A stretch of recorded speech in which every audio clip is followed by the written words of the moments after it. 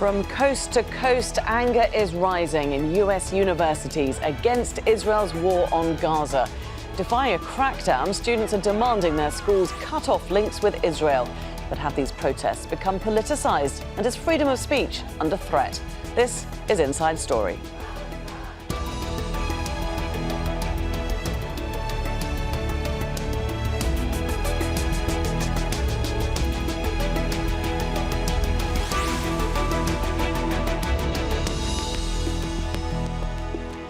Hello there and welcome to the programme. I'm Laura Kyle.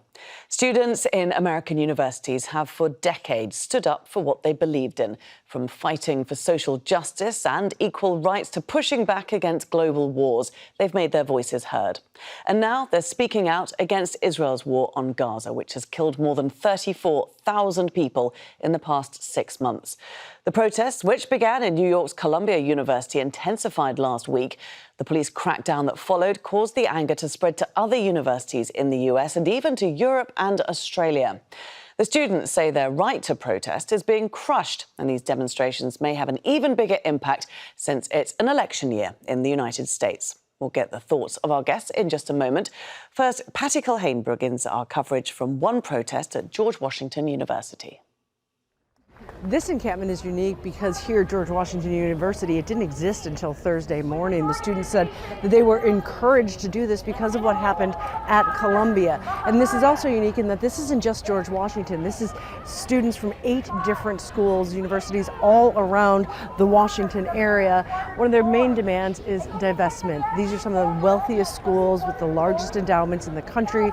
They want to see more transparency in exactly what they invest in. And also, they want to see them divest from any company that does business with Israel. And again, that's just one of many demands. And you notice that they've been handing out masks to the students. That's because many of them, the pro-Palestinian protesters, say they've been doxxed. They've had their pictures put on trucks and driven around campus and their information put online. So a lot of masks because there is concern about repercussions. That said, they say they're not going to go anywhere until their demands are met. Patty Culhane, Washington, D.C. for Inside Story. So let's take a closer look at why university campuses have become a focal point for growing opposition to the war on Gaza. Students at Columbia University in New York set up a Gaza solidarity encampment on April 17th. They pitched their tents on campus a day after Columbia President Minouche Shafik faced a congressional hearing on allegations of anti-Semitism at the university. She then called in police to disperse the protesters. More than 100 students were arrested in the crackdown, but another camp sprang up.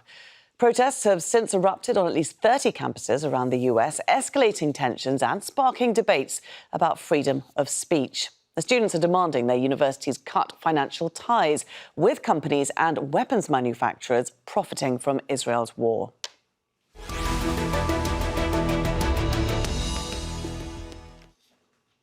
Well, let's bring in our guests now, and they're all joining us from the United States. In New York, we have Jude Taha, Palestinian journalist and student at the Columbia University Graduate School of Journalism.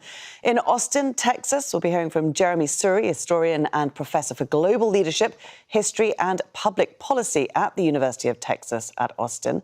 And in Washington, political strategist and former senior congressional aide, Rina Shah. Thank you very much, all of you, for being with us. Jude, let's start with you. If you can give us an idea of the current situation there at Columbia University on this Friday morning as we record the show, because this is where it all began and where deadlines to clear that camp keep being extended. Thank you so much for having me. Absolutely. Columbia is where the original encampment took place. I was there for the pitching of the original tents on the south lawn before they decided to move to the opposite lawn after arrests. The situation inside the campus is quite different from the situation outside the campus. What we're seeing right now is students are settling into the encampment. There are groups of people forming. There's a lot of community being grown inside, a lot of teach-ins, a lot of activities that show solidarity with Gaza, with Palestine. Protests and chants can be heard, obviously. Outside the camp is and outside the campus is quite a different story. Protests for Palestine have been prevalent since day one of the encampment. Yesterday, we saw a huge pro-Israeli protest that was organized by two extremists, from what I've seen on social media. Pro-Israeli protesters were surrounding campus. NYPD was present, and chants were heard in support of Israel with "Bring the hostages home." Meanwhile, inside, some pro-Palestinian students were facing the gate, and they were getting called names. We heard a few slurs while I was reporting out there. Tensions are high outside the campus, but inside the encampment, solidarity is on an extreme high. There's a level of peace inside the encampment. Students are familiar with each other. They are comfortable. You know, it's not easy being outside. The weather in New York has been shifty. But students have been dedicated in their demands. They are asking that everyone center Gaza, especially when they are talking about the reasoning of the encampment, and especially under suppression. They're pretty united in stating that although freedom of speech... Judah, are they concerned that the camp is going to get cleared? There are concerns. Certainly negotiations are happening. As far as we know, last night we received an email that negotiations are happening and that an NYPD sweep is not in sight for yesterday. Every day is a new day. Negotiations are being updated quite frequently. The camp is having a general assembly nearly every night to announce to students who are in the encampment about updates. As far as we know, we have not heard anything as for today. Okay, Jeremy, let's get the situation at the University of Texas, where you are. How is the university responding to protests there? So the university brought in police to the campus, particularly state police, as well as city police and university police on Wednesday. And this made the situation worse. I would say that on our campus, there are a lot of students who are very concerned about what's happening in the Middle East. A majority are probably more concerned about the treatment of civilians in Gaza and elsewhere, but there's a very large contingent that's also concerned about Israel's security and the Israeli hostages who are still being held by Hamas. So the campus has a lot of concern that's being voiced, but it has been peaceful. There are no encampments. There was a demonstration on Wednesday, and the police were brought into campus. And as I've written about, the arrival of the police made things worse. It provoked students. It provoked violence, low-scale violence between the police and the students. Most of the violence came from the police. Yesterday was much more calm. There were larger demonstrations, but they were peaceful, and there was very little police presence on campus. So far, we've had expressions of concern from students, a relatively divided campus, but a campus that is not at war with itself. And we've had very little violence. Okay. Rena, we'll get more onto the crackdown in just a moment. First of all, I just want to get your ideas, your feelings about this student protest that really has spread across so many university campuses. Are you surprised to see the speed and the intensity with which it's taken hold? This is democracy in action, and I actually think it's a very beautiful thing, because as a longtime political insider, operative, I can tell you this year, being a presidential election year, so much on the line here in these United States, one thing that is seemingly widespread has been voter apathy so far, because we have the same two choices we had in 2020. The American voter in general loves something new every few years, and we don't have that this time around. So what we're seeing again is a lot of worry amongst those of us in the political class that really want to see political participation. We're wondering what turnout's going to be like, how the electorate feels. And so when I see a movement like this of students taking peaceful, nonviolent actions, expressing their concern about the U.S. government's backing of Israel, of where our taxpayer dollars going, I think that's extremely healthy. And that's not a partisan statement to make. It's just saying that this is what's enshrined in our Constitution, the ability to assemble peacefully, the ability to use your voice. Democracy in the streets is an incredible, incredible thing. And so I am supportive of these students doing so nonviolently and peacefully again, because this expression, again, speaks to what is going to be so important on the ballot in November. Okay, well then, Rena, what do you make of the, if I can just jump in there, because what do you make of the response then to these protests that have, by and large, as you say, been peaceful? Well, I can speak to the congressional response from Republicans in the House chamber. When they went to Columbia University's campus, I was taken aback. Number one, I just want our audience to know that that is such an unusual move. We've not seen that in the modern era. As somebody who has served two former Republican members of the House, if I were still there advising, I would have absolutely advised against it and said it was a bad move. On top of it, the words of the speaker and the other members of the House that they were delivering on a private campus, calling for the resignation of the president, speaking to students in a way that painted all of them with a broad brush, speaking down to them. I mean, the students, no matter where you look, from coast to coast, they are the future of this country. These people are elected to serve us. They are our representatives. And for them to take that tone that all of these students assembled were part of hate-filled speech, I get it. There are bad actors in every movement, and we should condemn them. But not all students assembled in these tent encampments are out there wanting to assault their fellow Jewish students. They are all out there concerned, again, about America's role and backing Bibi Netanyahu, while on the one hand, we are supplying weapons and funds to do what he wants to do in Gaza without listening to Biden. And on the other hand, we're sending billions in humanitarian aid to Gaza. This is a hypocrisy these students are concerned about. And for congressional leaders to continue giving unfettered support to Israel simply on the basis of all of their religion, I think is a horrible move. And that's not recognizing the separation of church and state. I get it. Okay, Rena, I just want to jump in there because Jude was obviously at Columbia University where the Republican House Speaker Mike Johnson visited on Wednesday. This is what Rena was just talking about. What were the students' feelings towards Republican Johnson's visit there? To be quite honest, there wasn't much of a reaction from the encampment as far as I was there. A lot of the students are very focused on their demands. They're very focused on upholding community guidelines, and they're very focused about, they believe that what they're doing is right. You know, they believe that their voices should be heard. They come from a legacy of student protesters, and they are less concerned with freedom of speech, of what the person said. They're just kind of concerned more so about what's happening in Gaza and their complicity in it. I think they expected this response. However, it did not really phase much. The conversations in the encampment were very much so still focused on Gaza, on divestment, on building community, and how to further their solidarity with Palestine. That's been the focus as far as I've been there. OK. Jeremy, another example of politicians getting involved. There are quite a few that we'll get to, but this one is particularly Texas Governor Greg Abbott calling these demonstrations anti-Semitic. Are they?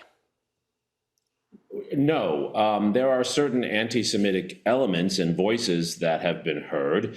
There has been some vandalism of the Hillel Center at UT with anti-Semitic graffiti and things of that sort. So there have been instances of anti-Semitism. But certainly on Wednesday, when the police were called in, that demonstration happened to be behind my office, and my office is right near where that occurred. And I was outside for about 45 minutes to an hour during the demonstration, and when the police went into the demonstration, and I did not hear a single anti-Semitic chant. I did not see a single anti-Semitic sign. These were students arguing for free Palestine, and then there were Jewish students there arguing for freeing the hostages. And in that case, the video that you're showing now, that was a reaction to a demonstration that was free speech and that was not anti-Semitism. And Jude, what about you there on Columbia? What evidence have you seen, if any, of anti-Semitism? There have been a couple of instances that have spread quite widely on media, for example, of a sign being held up pointing towards pro-Israel students saying these are Hamas's next targets. I mean, instances like that really don't help the cause, do they? What I've seen in the encampment, there is a very large Jewish presence. Jewish Voices for Peace have been essential for the Gaza Solidarity encampment in Columbia. What I've also seen is there was a press conference held by Jewish students who were suspended or arrested outside the president's house, where they verbalized that they do not feel comfortable with their Jewish voices being used in Zionist spaces or used to as an excuse for what's happening in Gaza. I do know that certain instances have gone viral. I would like to emphasize that the instances have so far been outside of the encampment, and there was a lot of presence, especially in the early days, of pro-Palestine protesters that were entering in and out of campus. Campus is on lockdown and access is restricted, but that does not mean that necessarily everyone that is coming in and out is a student. I will also say that certain chants that have been going viral have all taken place outside the campus. Inside the campus, the solidarity is extremely high between anti-Zionist Jewish students and pro-Palestinian students.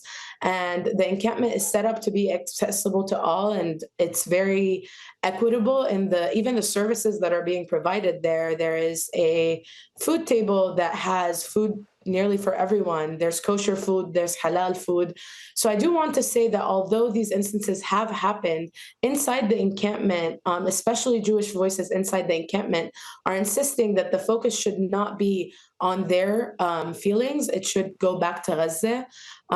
And outside the encampment, yesterday's protest was quite surprising because a few of the demonstrators were saying remarks that don't necessarily align with the broader idea of what pro-Israeli protesters are saying. I think in movements such as this one, there is a lot of people present that don't necessarily all share the same values. However, in the Gaza Solidarity encampment, the instances of anti-Semitism I have not been able to see or pinpoint, and I have been there nearly every day. Okay. For most of my day reporting. Rina, when you hear Jude's account of the situation and Jeremy's account of the situation down there in Texas, it doesn't seem like there's much of a problem with these protests. And yet we've got politicians making more of it than perhaps is necessary. Why are the presidents of these universities being hauled in front of congressional committee hearings to explain their stance on anti-Semitism? Well, unfortunately, we exist in an era where pure political theater seems to win cheap political points for people who sit at the highest perches of our land and leadership. And there's no other explanation but that. Look, on the Republican side, even this past fall, if you paid attention to the Republican primary debates in which former governor of South Carolina and former UN ambassador Nikki Haley was successful in many ways, she talked about Israel being America's only ally in the region. And I've talked to a number of Democrats over the years as well, especially this past week, and they say that they don't think Biden is taking a different approach than any American president would. And I think that's what's the core of the matter here. These students and even regular everyday Americans like me feel very, very strongly that the approach we've taken to dealing with Benjamin Netanyahu is wrong. The Biden-Blinken duo has had a drip-drop approach to the geopolitical tension we're seeing in Ukraine. We're seeing, again, in Gaza. I don't feel that there's much leadership at the wheel. And again, this is across the board. So what we're seeing right now, that frustration coming to the fore. And what I think is most important, though, is to remember what former President Trump said he would do. He said he would broker peace in the Middle East through his son-in-law. He did not. We are so far away from a state solution. It is laughable, but this is the final point. Just in the past few weeks, we heard leaked audio, as well as I think on the record statements, I could be wrong about that, from former President Trump, who again is a candidate right now for the White House, saying that Benjamin Netanyahu should call this off. This is not good. He needs to bring this to an end. Right. Okay, Jeremy, I can see you're wanting to jump in there. Well, I think this is actually about something larger than the Middle East. For the last 2 to 3 years, many politicians have been attacking universities, and the same politicians who today are saying that universities like Columbia and the University of Texas should crack down on anti-Semitic speech as they see it are the same politicians who 2 or 3 years ago said we didn't have enough free speech, that there weren't enough voices for conservatives on our campus. What I think we're witnessing is that politicians, particularly in the Republican Party, but not exclusively, but largely in the Republican Party, are fearful of a young generation that is more diverse, that has different viewpoints, and a young generation that is, quite frankly, opposed to most of what the Republican Party is about. If we're talking about abortion rights, if we're talking about religious freedom, if we're talking about various things, U.S. policy toward different parts of the world. Many of these protesters are also against what the Democratic Party is for, but they are seen as more threatening to the Republican Party. And so for the last 3 to 4 years, the Republican Party has been using universities as a whipping boy, as a place for which they can flex their muscles and show that they are conservative and show that they're tough, and blame students for problems that are not made by students. And so Well, Jeremy, I think that's why this is on that point, how do you think the college administrators are standing up to that? Well, I think the college administrators are doing a very poor job of standing up to that. And the reason they're doing a poor job is, first of all, they're hoping for goodwill from politicians. Many of these politicians who are attacking universities are the products of these universities. Elise Stefanik, who graduated from Harvard University, was the person who attacked the president of Harvard University. So first of all, administrators have to recognize that politicians are now more hostile than they were. And most administrators are trying not to be vocal. And if they're not vocal, if they're staying out of the debate, what's happening is they're letting the politicians dominate the debate. We need to hear university administrators stand up more vocally for free speech, stand up for the rights and interests of students, not taking political sides, but defending what an academic environment is about. Do you agree with that? I mean, how did you rate President Minouche Shafiq's testimony at her congressional hearing appearance? Did students hear what they wanted to hear, that she was defending them, that she was defending the right to free speech? I don't believe that that is what they heard, especially at Columbia University, where there is an anti-Semitism task force that was created in response to the protesters. And anti-Semitism was not defined. We don't know what anti-Semitism is in regards to the task force. It's kind of like, I'll know it when I see it. I think at Columbia University, what's super interesting as well is we're seeing faculty stand up for academic freedom and freedom of speech. Faculty had a huge display on Lowe's library steps where essentially what they were saying is, although we might not all agree politically, a majority of us agree that students deserve the space to vocalize and protest what they believe is right, to have an environment where they can voice out their opinions, they can say what they believe in and not be under threat of suspension, not be under threat of eviction, not be under threat of losing their academic degrees. And I do think that largely on Columbia's campus, many faculty members are quite upset at the reaction, especially bringing the NYPD in to arrest protesters who were largely peaceful. I think that display really shook Columbia as a society, as a community to its core, because it's a scene that they are not used to seeing, especially when the protest has been as targeted as they were by administration, as pro-Palestinian students have been dealing with disciplinary action since the first protest happened on campus.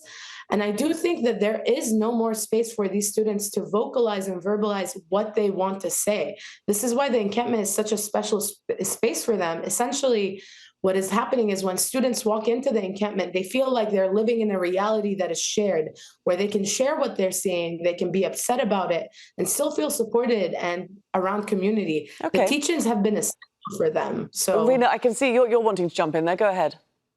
Yeah, I think that what the students have highlighted with these movements, which I believe we'll see more of over the weekend and into next week, is the so much gray that's here. And look, I've been a political operative for a very long time and had the great privilege of traveling the United States, speaking to rural and urban Americans. And this is what rural Americans also want. They don't want billions of our taxpayer dollars going overseas to kill other people, to have other leaders decide indiscriminately to do what they want to do.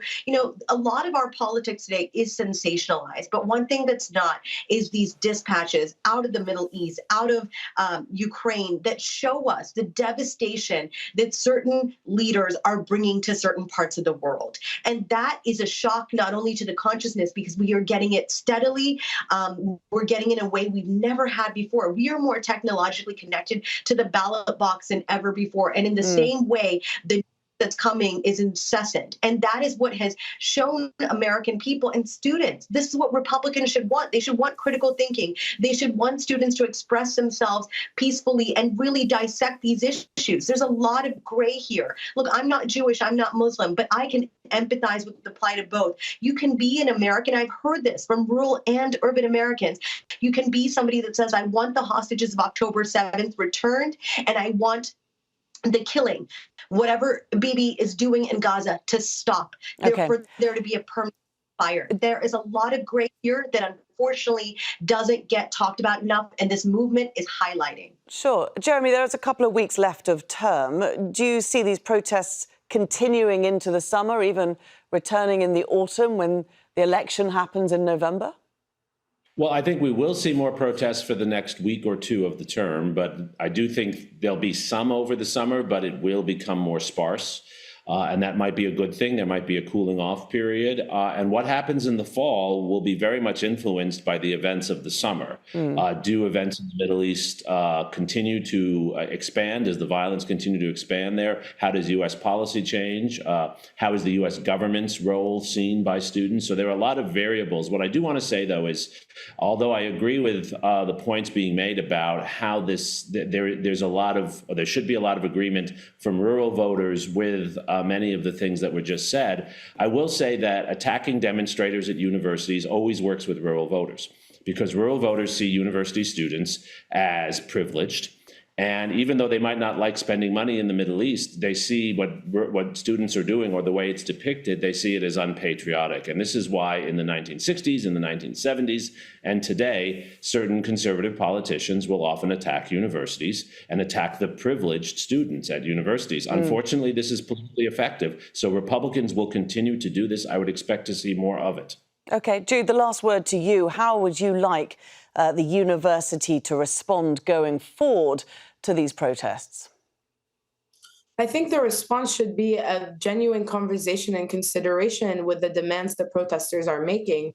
I think a lot of students in the encampment demanding divestment, demanding financial transparency, demanding amnesty as a result of the crackdown needs to be heard.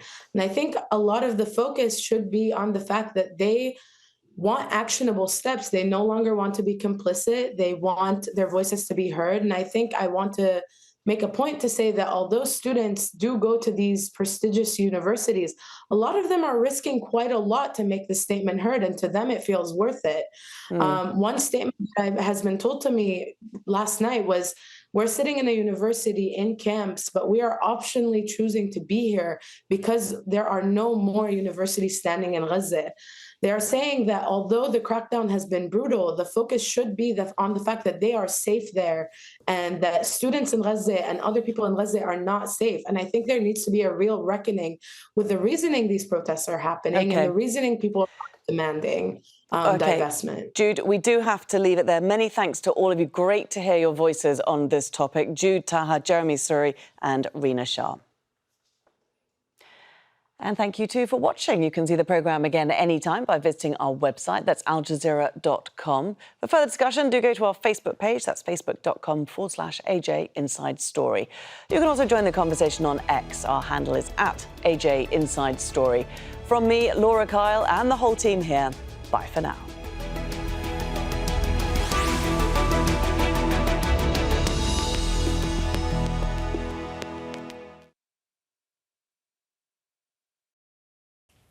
Make sure to subscribe to our channel to get the latest news from Al Jazeera.